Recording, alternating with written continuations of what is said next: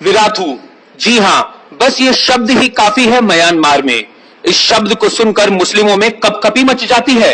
Wirathu वो संत है जिन्होंने आतंक के खिलाफ पूरे म्यांमार को खड़ा कर दिया और फिर वहां से लोगों ने अवैध मुस्लिमों को खदेड़ डाला। लोग जो भगवान बुद्ध की बातों पर अमल करते आ रहे थे, उन लोगों ने देश की रक्षा के लिए बुद्ध की बातों को छोड़ संत विराथू की बातों पर अमल किया। विराथू ने कहा, चाहे आप कितने भी दयावान और शांति प्रिय हो, पर आप एक पागल कुत्ते के साथ नहीं सो सकते, अन्यथा आपकी शांति वहां कोई काम नहीं आएगी और आप बर्बरता से खत्म कर दिए जाओगे। साथ ही उन्होंने कहा, शांति स्थापित करने के लिए हथियार उठाना होगा, शांति के लिए युद्ध जरूरी है। ये सारी बातें विराथू ने गीता से ली और फिर आतंक की बीमारी झेल रहे म्यांमार के लोग एकजुट हो गए। वो विराथू के लिए जान देने और जान लेने के लिए तैयार हो गए और पूरे म्यांमार से अवैध मुसलमानों को खदेड़ा जाने लगा।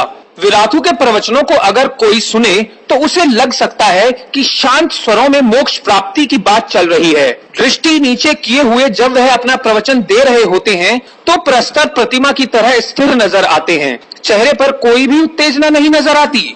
एक बारगी लगेगा कि वह कोई गंभीर आध्यात्मिक उपदेश दे रहे हैं, लेकिन वह अपने हर उपदेश में बौद्धों के संगठित होने और हिंसा का जवाब हिंसा से देने का उपदेश देते हैं।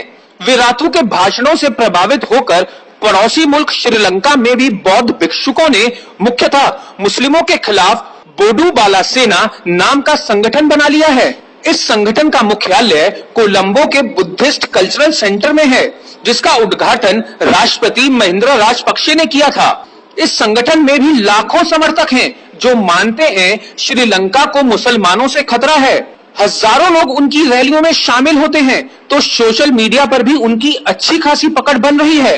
वे मुस्लिम समुदाय के धार्मिक विश्वासों, पूजा पाठ के तरीकों और विशेषकर मस्जिदों को निशाना बना रहे हैं। केवल म्यांमार और श्रीलंका ही नहीं, चीन में भी बौद्धों और मुस्लिमों में टकराव जारी है। बौद्ध देश चीन के मुस्लिम बहुल प्रांत शिनजियांग के मुसलमान देश के इस क्षेत्र को इस्लामी राष्ट्र बनाने के लिए वर्षों से जिहाद कर रहे हैं। ये लोग चीन में केवल एक बच्चा पैदा करने के कानून का भी विरोध करते रहे हैं। यहाँ तर्कमूल के उइगर मुसलमान चीन में रह रहे विशेष समुदाय के मुसलमानों को कहा जाता है। ये पाकिस्तान के कबायली इलाकों में आतंक की ट्रेनिंग लेकर चीनी नागरिकों का खून बहाने की साजिश रचते हैं, परंतु पूरी दुनिया को इस्लाम की आग में जलता देखकर चीनी सरकार ने सबक लिया है और यहाँ के मुसलमानों पर जबरदस्त दमन की नीति अपना ली है। यहाँ मुसलमानों को दाढ़ी रखने, बुर्का पहनने, यहाँ तक कि रोजा रखने पर भी पाबंदी लगा दी है। म्यांमार में हुई हिंसक घटनाओं के बाद अब प्राय पूरी दुनिया में बौद्धों और मुस्लिमों में भारी तनातनी पैदा हो गई है, जिनमें अशीन विराथू बौद्ध दुनिया के एक नायक एवं जिहादी दुनिया के लिए एक बड़े खलनायक बनकर उभरे हैं। म्यांमार में हुए कई सर्वेक्षणों के बाद ये प्रमाणित हो चुका है कि जनता एवं बौद्ध भिक्षु विराथू के साथ हैं।